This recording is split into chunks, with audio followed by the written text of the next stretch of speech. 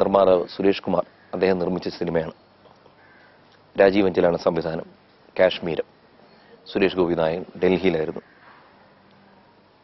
അന്നൊക്കെ എന്താ പറയണ്ടേ, വളരെ നല്ലൊരു സിനിമ. അന്ന് സിനിമയിൽ അഭിനയിക്കാൻ പോകുന്നു. എന്താണ് ചെയ്യേണ്ടതെന്നൊന്നും അറിയത്തില്ല. എന്തൊക്കെയോ ചെയ്തു. നന്നായി എന്ന് പറയുന്നുണ്ടായിരുന്നു. വളരെ രസകരമായൊരു അനുഭവമായിരുന്നു. കാരണം സുചിത്രയായിരുന്നു. സുചിത്രയുടെ പേരായിട്ട് ഞാൻ അഭിനയിക്കുന്നത്. ശാരദയുടെ മകനായിട്ടും പ്രിയരാമന്റെ സഹോദരനായിട്ടും. അതിനകത്ത് രസം എന്ന് വെച്ചാൽ അന്ന് സുചിത്ര ഈ നമ്പർ 20 മദ്രാസ് മെയിലെ കഴിഞ്ഞ് വളരെ പ്രശസ്തയായിരുന്നു നടിയെ.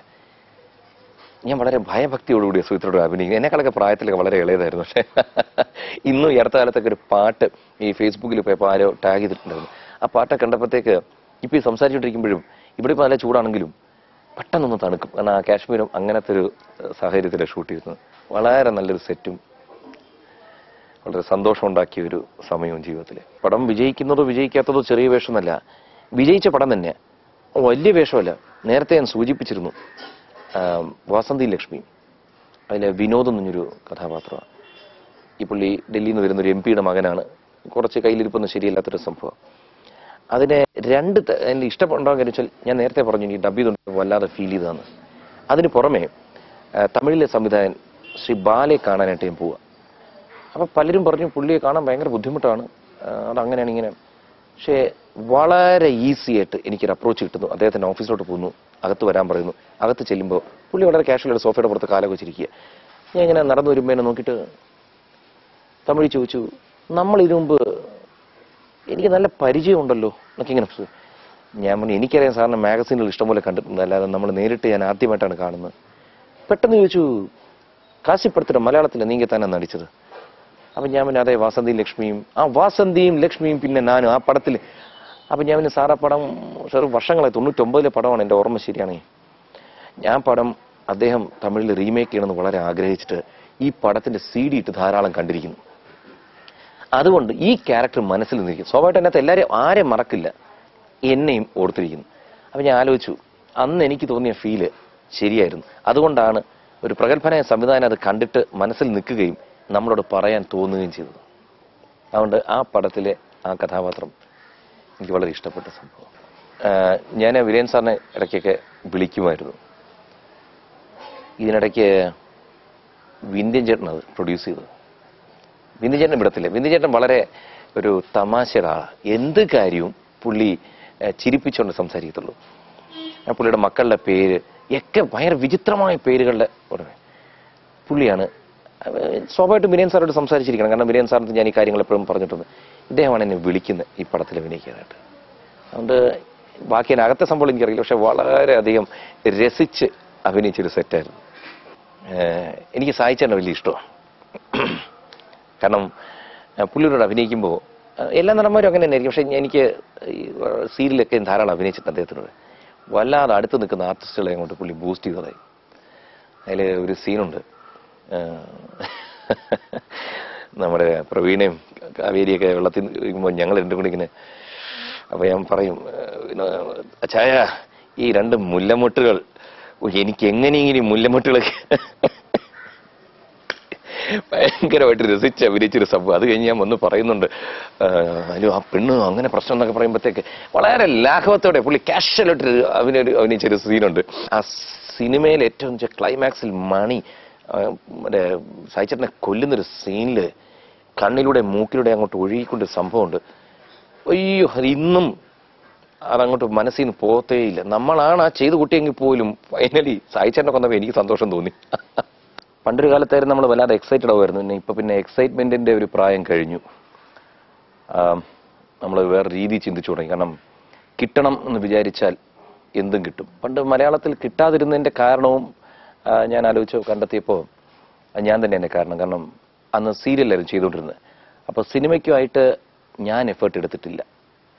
ഏതൊരു സാധനവും നമ്മൾ മനസ്സിരുത്തി, ഇപ്പോൾ പ്രാർത്ഥനയാണ്, എന്താണ് ഇരുത്തി ചെയ്യണമെന്ന് പണ്ടൊരു ചെറുതിലെ പറയും. ഈ ഇരുത്തി ചെയ്യാത്തതിൻ്റെ ഇരുത്തിയ മേഖലകളിൽ വിജയം കണ്ടെത്തി. കാരണം അന്ന് സീരിയലിൽ എന്തൊക്കെയാവണമെന്ന് വിചാരിച്ചു, എന്തൊക്കെ ആവണമെന്ന് വിചാരിച്ചു അതെല്ലാം ആയി. അപ്പോൾ ഈ ദൈവത്തിരുമകൻ അതിനകത്ത് 2-3 സന്തോഷത്തിൻ്റെ ഘടകങ്ങൾ എന്താണെന്ന് വെച്ച് കഴിഞ്ഞാൽ, ഞാൻ മദ്രാസിൽ 2006 ഞാൻ പോകുന്നത്. നവംബർ 22 തൊട്ട് മദ്രാസ് ജീവിതം ആരംഭിച്ചു. അപ്പോൾ അന്ന് ഡയറക്ടർ പ്രിയൻ, അദ്ദേഹം മദ്രാസിലുള്ള കാലം, അദ്ദേഹത്തുമായിട്ട് വർഷങ്ങൾ പരിചയമുണ്ട്. കാരണം എൻ്റെ അച്ഛൻ ചെറിയ ചെറിയ വേഷങ്ങളിൽ അഭിനയിക്കുമായിരുന്നു. അങ്ങനെ പണ്ടുതൊട്ടേ പ്രിയൻ ചേട്ടനായിട്ടൊക്കെ നല്ല അടുപ്പമാണ്. അങ്ങനെ ഇരിക്കുകയാണ്. അവിടെ വെച്ച് കാണുമ്പോൾ എൻ്റെ അച്ഛൻ മരിച്ച കാര്യങ്ങളൊക്കെ, കാരണം വർഷങ്ങൾക്ക് ശേഷം അദ്ദേഹത്തെ കാണുന്നു. അദ്ദേഹം ഭയങ്കര ഒരു പൊസിഷനിൽ നിൽക്കുക.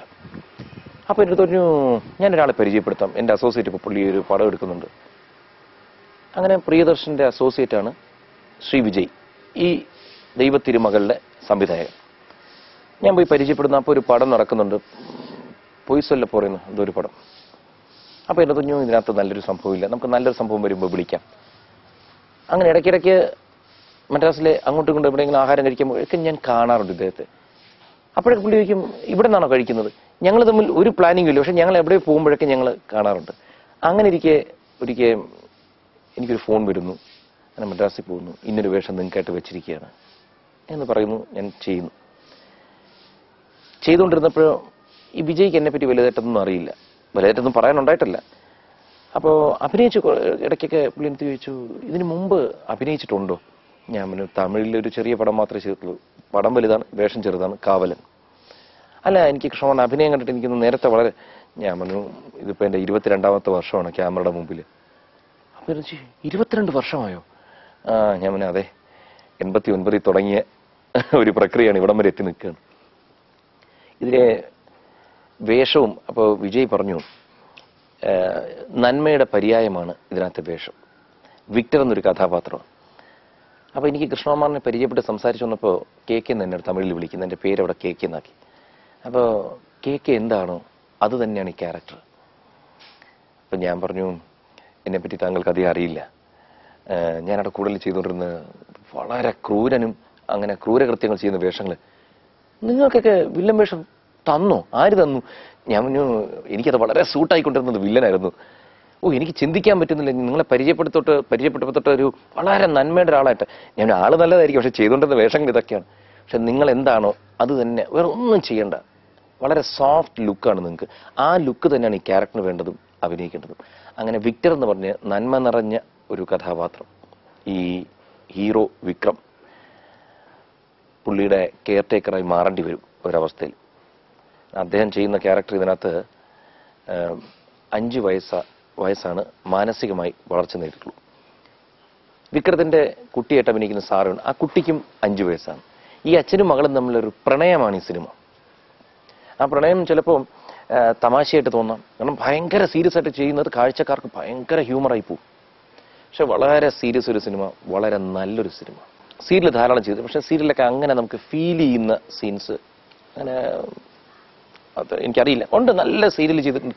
പക്ഷെ സിനിമയാകുമ്പോൾ വളരെ കുറച്ച് സീൻസുകൾ മാത്രമുള്ളതുകൊണ്ട് വല്ലാതെ കോൺസെൻട്രേറ്റ് ചെയ്യും. പണ്ട് വാസന്തിയും ലക്ഷ്മിയും പിന്നെ ഞാനും, മണിയുടെ, വിനയൻ സാറിൻ്റെ മനോഹരമായൊരു ചിത്രം, ആ സിനിമ ഡബ് ചെയ്തുകൊണ്ടിരുന്നപ്പോഴേക്കും നമുക്കൊന്ന് തറക്കി വരുന്നു. കാരണം കൊടും ക്രൂരതയാണ് 2 പെൺകുട്ടികളോട് ചെയ്യുന്നത്. അപ്പം അന്നൊക്കെ അത് ഡബ് ചെയ്യുമ്പോഴത്തേക്ക് ഒരു ചെറിയ തട്ട് എവിടെ കിട്ടുമായിരുന്നു. അതേ തട്ട് വർഷങ്ങൾക്ക് ശേഷം കിട്ടിയത് ഈ സിനിമയുടെ ഡബ് ചെയ്യുമ്പോൾ. കാരണം ഞാൻ തന്നെ ഇതിൽ വോയിസ് കൊടുത്തിരിക്കുന്നത്. കൊടുക്കാനൊരു കാരണമുണ്ട്. ഇതിലൊരു മലയാളി തമിഴ്നാട്ടിൽ സെറ്റിൽ ചെയ്തിരിക്കുന്നതാണ്. അപ്പോൾ ഒരു ഡബ്ബിംഗ് ആർട്ടിസ്റ്റോ മിമിക്രിക്കാരനേക്കാൾ നന്നായിട്ട് എനിക്ക് തന്നെ ചെയ്യാൻ കഴിയുന്ന ഡയറക്ടറിന് വിശ്വാസം തോന്നുന്നത് എന്നെ കൊണ്ട് ചെയ്യിച്ചു. അപ്പോൾ അതിലൊരു സീനുണ്ട്. ഞങ്ങളെന്ന് വെച്ചാൽ ഞാനൊരു ബേക്കറി നടത്തുക, ഒരു ചോക്ലേറ്റ് ഫാക്ടറിയാണ്.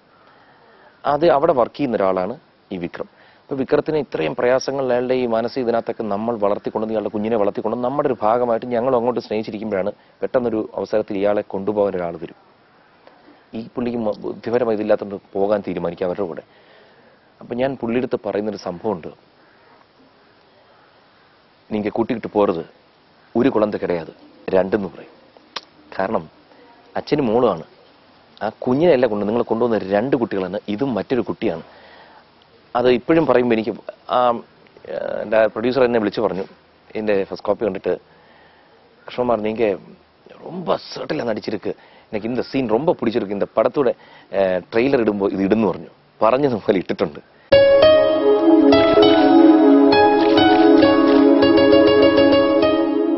എപ്പോഴും കിട്ടി എന്ന് വിചാരിച്ചാണ് ഞാൻ പോകുന്നത്. കാരണം എപ്പോഴും എൻ്റെ ഒരു തോട്ട് വേറെ രീതിയിൽ. അപ്പോൾ ഭാര്യ ചോദിക്കും, നിങ്ങളത് ഇങ്ങനെ ആലോചിക്കുന്നത്, എന്തോന്ന് കിട്ടി എന്നാൽ പറയാതെ കിട്ടി. ഞാൻ പിന്നെ അങ്ങനെയല്ല.